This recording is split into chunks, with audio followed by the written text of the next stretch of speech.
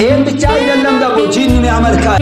በደቡቡ በጉራጌው በስልጤው በዚባህጥያው በማረቆ ይበዛል ይሄ ነገር። የሆነ ሰው ሲሞት ወይ ሰው ሲጣላ የሆነ ሰው ላም ሲሞት ወይ ፈረስ ሲሰበር ወይ ልጅ ከልጅ ሲጋጭ ወይ ሰበርሱ ጥርስ ሲፋለስ ወደ ራጋ ሚባል ራጋ አወለ ጃሂል ነው።